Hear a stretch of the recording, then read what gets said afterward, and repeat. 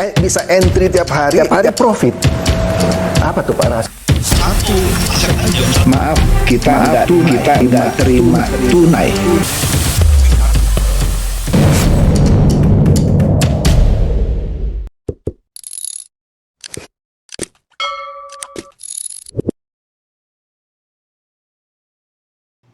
Halo Bapak Ibu, saudara-saudari sekalian, lovers and haters. Salam cerdas Indonesiaku. Jumpa lagi kita pada kesempatan kali ini.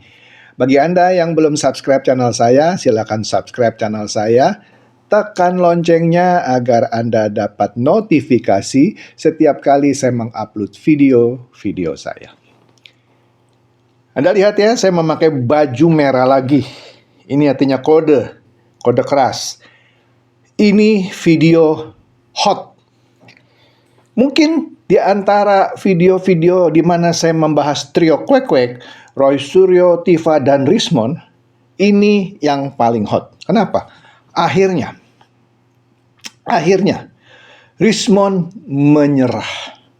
Minta maaf sama Pak Jokowi dan Gibran soal tudingan ijazah palsu.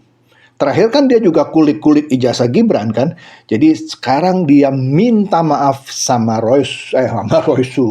sama Jokowi dan Gibran. Nah, Roy Suryo dan Tifa bagaimana dong? Nah, oke lah, kita lihat ya. Kita tahu kan di beberapa saat yang lalu di video saya juga saya bahas mengenai Rismond dituding buat surat kematian dan ijazah palsu. Maksudnya, dia pernah membuat surat bahwa dirinya meninggal supaya dia tidak bayar denda kepada Universitas Yamaguchi di mana dia tidak selesai. Dan ijazah yang pernah dia pertontonkan milik dia palsu juga. Lihatlah, saya punya konten yang sebelumnya. Nah, akhirnya,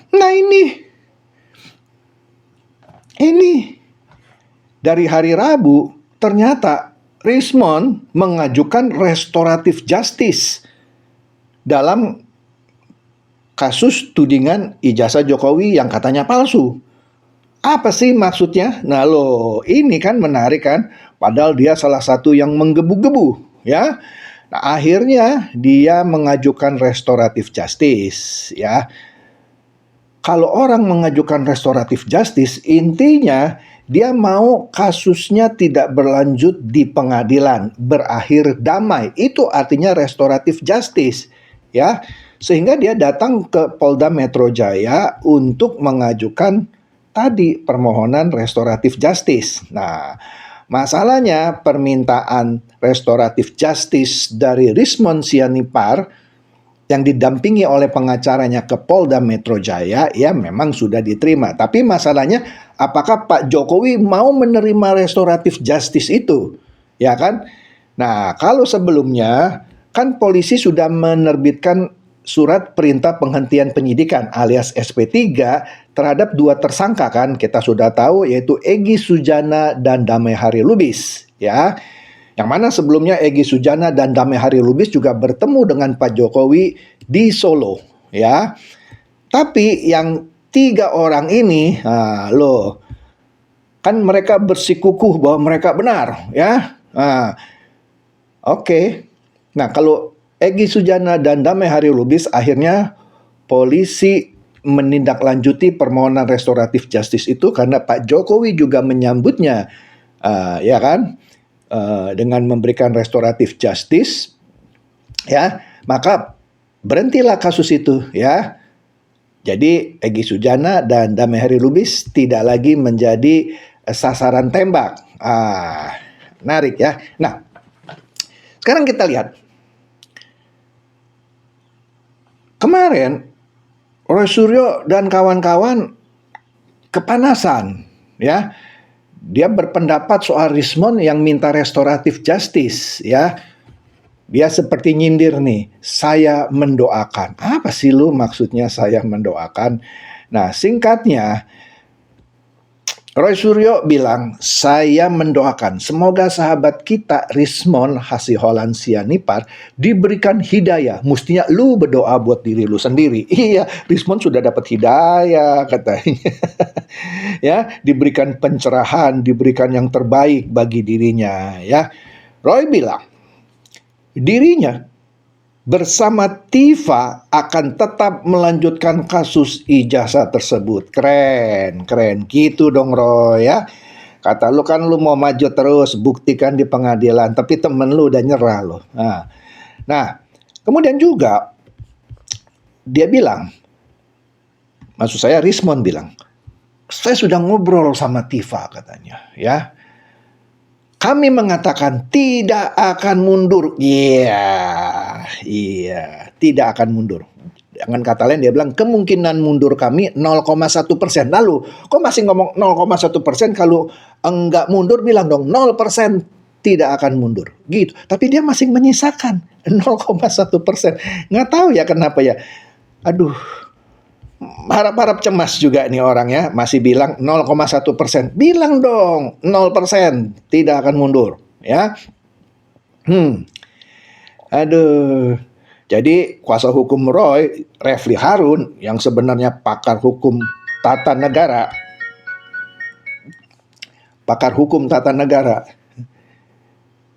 dia bilang dia tidak mengetahui soal permohonan restoratif justice Rismon ya.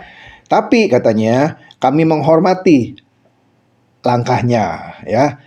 Jadi juga dikatakan Refli juga sampai sekarang belum bisa berkomunikasi dengan Rismon untuk menanyakan kenapa mengajukan RJ, restoratif justice ya. Apakah dia dalam tekanan? Sekarang muncullah ini ya dugaan-dugaan bahwa Rismon di dalam tekanan ya. Apakah dia aduh. Oke. Kemudian menariknya lagi dari pihak ini dari pihak trio kuek-kuek yang sudah pecah ini ya, si siapa namanya Refli Harun tadi kan di sini Sindonius juga menyatakan yang sama. Sepertinya dia menyatakan Refli Harun ini, apakah Rismon ini ditekan nih? Loh, orang sekeras Rismon kok bisa ditekan ya? Apakah dia ditekan? Ya enggak lah coy. Itu kesadarannya sendiri. Aduh, oke deh. Nah, sekarang apa nih kelanjutannya? Nah, ternyata setelah dia mengajukan restoratif justice ke Polda Metro Jaya, dia menemui Jokowi di Solo. Seperti halnya Egy Sujana dan Damai Hari Lubis. Lah iyalah, kalau Rismon mengajukan restoratif justice ke Polda Metro Jaya, akan percuma kalau tidak disambut oleh Jokowi. Jokowi juga harus menyatakan sikapnya dong atas permohonan restoratif justice dari Rismon, yaitu seperti Egy Sujana dan Damai Hari Lubis ya. Di sini dikatakan Rismon tiba di tempatnya Jokowi. Nah, ini beritanya kan Kamis ya, kemarin sore ya. Tapi nggak tahu dia ketemu Pak Jokowi apakah Kamis kemarin atau sore atau pagi, saya nggak tahu di sini ya. Di sini ajudan Pak Jokowi yaitu Pak AKBP Syarif Fitriansyah membenarkan bahwa Rismon itu menemui Jokowi. Dia datang bersama pengacaranya. Akhirnya ya. Aduh, ini anti klimaks nih, anti klimaks. Ya. Jadi sebenarnya katanya beberapa hari yang lalu atau tepatnya minggu lalu lah, Rismon memang sudah mengajukan restoratif justice ke Polda Metro Jaya ya, dan sudah diterima. Nah, di sini tim hukum Merah Putih menyatakan restoratif justice Rismon Sianipar terbentur ancaman pasal Undang-Undang ITE. Karena tuduhan Rismon yang disampaikan membabi buta gitu ya di media sosial itu kan kena pasal Undang-Undang ITE. Ya, walaupun di sini videonya Rismon mengakui salah dan nyatakan maaf gitu ya. Nah, dari kuasa hukum tim Merah Putih ini mengatakan bahwa ini kebetulan koordinator tim hukum Merah Putih Pak Suhadi, ya kawan saya ini ya. Dia menilai bahwa permohonan restoratif justice Rismon Sianipar ini ya secara hukum sulit ditempuh. Kenapa? Karena satu, Rismon itu dijerat Undang-Undang ITE dengan ancaman total hingga 12 tahun penjara. Kan berlapis ya. Nah, restoratif justice itu punya syaratnya. Kalau sudah 12 tahun itu melampaui batas maksimum yang boleh dikabulkan. Misalnya begini deh, saya melakukan tindak pidana yang terancam pidana penjara 6 bulan saja. Boleh melalui restoratif justice. Tapi kalau sudah 12 tahun itu saya lupa ya batasnya untuk mengajukan restoratif justice itu berapa tahun. Tapi meskipun demikian Pak Suhadi bilang jika ada kesepakatan dengan pihak pelapor peluang tetap ada. Tinggal sekarang Pak Jokowi mau kasih peluang atau tidak. Ya kan? Mau kasih peluang atau tidak. Kalau Pak Jokowi kasih peluang, ya mungkin berhasil itu restoratif justice-nya. Apalagi Rismon sudah datang nih, sepertinya memohon. Memohon kepada Pak Jokowi. Nah, kita lihat saja responnya Pak Jokowi. Apakah dia terima permohonan restoratif justice, ya? Jadi kita lihat ya, karena restoratif justice itu baru bisa dikabulkan jika ancaman pidananya nggak tinggi-tinggi banget. Yang pasti harus di bawah 5 tahun. Harus di bawah 5 tahun dan pelakunya baru pertama kali melakukan tindak pidana. Bukan tindak pidana berikutnya. Dalam arti kata begini, saya nggak tahu ya apakah Rismon pernah melakukan tindak pidana sebelumnya. Setahu saya belum pernah tersandung dia. Kalau Roy Suryo sudah pernah dipenjara gara-gara kasus undang-undang ITE juga yang ngebully Pak Jokowi dengan bentuk stupa Borobudur yang mukanya dimirip-miripin sama Pak Jokowi. Artinya dia sudah pernah kasus pidana. Apalagi sekarang dia juga dijerat dengan undang-undang ITE yang sekitar 12 tahun dan sudah pernah pidana di penjara. Pasti itu nggak bisa, karena sudah ada 2 yang dilanggar. 1, tuntutannya sekitar 12 tahun dan dia pernah dipenjara. Kalau Rismon belum pernah dipenjara, walaupun tuntutannya 12 tahun penjara. Nah, tergantung Pak Jokowi, ya. Jadi harus dilihat dulu, ya. Mantap ini. Inilah anti klimaks dari semua ini. Nah, sekarang kita lihat bagaimana respon Gibran ya menanggapi permintaan maaf Rismon Sianipar soal polemik ijazah palsu. Nah, menarik nih. Ini kemarin juga nih ya ditayangkannya. Ini hot banget deh. Jadi Gibran menanggapi ya permintaan maaf yang disampaikan oleh Rismon di bulan Ramadan ini. Ini katanya sangat baik ya. Momen merajut kembali tali persaudaraan. Karena katanya bulan Ramadan ini adalah bulan yang sangat baik untuk saling memaafkan dan kembali merajut tali persaudaraan, kata Gibran. Mantap ya. Gibran di sini menghargai pernyataan dan sikap Rismon yang telah menyampaikan klarifikasi serta kesediaannya meninjau kembali pernyataan yang sebelumnya disampaikan kepada publik. Nah, langkah tersebut dinilai menunjukkan kedewasaan dalam berdemokrasi. Nah, di sini dijelaskan lebih lanjut bahwa Rismon minta maaf ke Gibran dan Jokowi, ya. Yang kita tahu kan tadi sudah saya bahas dia mengajukan restoratif justice dan bertemu Jokowi di Solo, ya. Sebelumnya,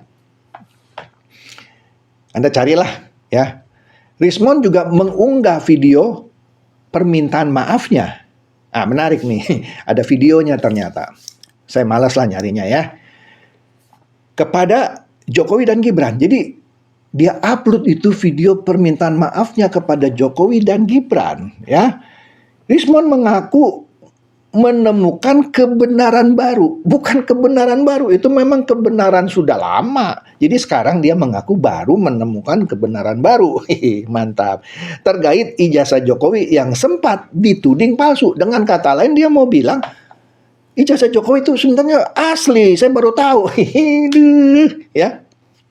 Jadi katanya, berdasarkan hasil penelitian dia, ya saat ini yang terbaru katanya ya, yang merupakan kelanjutan dari penelitian saya sebelumnya, saya menemukan kebenaran baru atas ijazah Bapak Jokowi. Itu dinyatakan di YouTube Bali G Academy. YouTube-nya dia tuh kalau nggak salah. Nah, dan sekarang Rismon mengaku keluar dari persoalan tudingan ijazah palsu Jokowi dan ijazah Gibran. Dia keluar, nyerah dia ya. Dia akan membuat sanggahan terhadap buku mengenai Jokowi dan Gibran yang dibuatnya dulu sebelumnya. Ya kan, dia pernah bikin buku kan soal Jokowi dan Gibran yang dia jelek-jelekin. Ya. Jadi dengan demikian katanya, saya keluar dari permasalahan terkait ijazah Bapak Joko Widodo, termasuk ijazah Gibran Raka Buming Raka. Saya akan menyangga dengan membuat antitesa buku Jokowi Paper dan buku Gibran Endgame yang menjadi tulisan saya sebelumnya itu kan, dan menjadi tanggung jawab saya. Saya berupaya keras menarik buku tersebut yang sudah telanjur beredar. Bagaimana nariknya, bos? Udah dibeli orang, ya mungkin nggak banyak juga sih yang beli. Ada juga yang lo bagi-bagi gratis kan. Nah, kemudian dia mengaku bahwa dia sebenarnya tidak tertarik dengan politik, ya. Dia merasa telah dieksploitasi. Nah, siapa yang mengeksploitasi Rismon? Karena dia bilang merasa dieksploitasi oleh pihak tertentu. Pihak tertentu, siapa nih ya? Terkait polemik ijazah Jokowi Gibran. Dengan kata lain dia bilang sejak awal dia tidak ada interest dengan politik. Lah padahal lu ngomong ini secara langsung atau tidak langsung sudah masuk ke politik. Nah sekarang dia bilang, dengan ini saya melepaskan diri dari segala kontestasi politik yang sekiranya ada terkait ijazah Pak Jokowi dan Gibran katanya. Ya pastilah itu nyangkut-nyangkut politik karena dua orang ini kan tokoh politik. Ya, jadi katanya mulai dari detik ini dan kedepannya, sebagaimana saya merasa dieksploitasi atau dimanfaatkan oleh pihak-pihak yang mempermasalahkan ijazah Pak Jokowi dan Gibran, ya, dia menyatakan mulai detik ini saya merasa dieksploitasi. Kasihan ya, dieksploitasi ternyata. Aduh, dieksploitasi. Aduh, kita lihat saja ya kelanjutannya ya. Tapi sih saya kurang ini juga gitu ya. Kok ini anti klimaks dia minta maaf, padahal garang banget dia kalau ngomong gitu ya. Ya tapi kita lihatlah. Ya, kita lihat apakah permintaan restoratif justice-nya juga diterima oleh Pak Jokowi sehingga tinggal menyisakan dua finalis yaitu Roy Suryo dan Tifa. Nah, kita akan lihat apakah Roy Suryo dan Tifa yang bilang dia hanya dia tidak akan minta maaf dan itu 0,1%. Lah, masih banci dong karena ada 0,1. Berarti ada kemungkinan juga nih jangan-jangan dia mengajukan restoratif justice. Saya sih mengharap yang namanya Roy Suryo sama Tifa ini kalau bisa Rismon juga ya. Kalau ngajukan restoratif justice, jangan diterima. Kita lihat pengadilannya akan seru. Gitu dong gentlemen. Ya. Oke deh, itu saja dari saya. Semoga ini mencerdaskan dan mencerahkan Anda semua. Silakan share video saya ini kepada teman-teman sahabat atau kerabat supaya mereka tambah cerdas dan tercerahkan. Seperti biasa, terima kasih.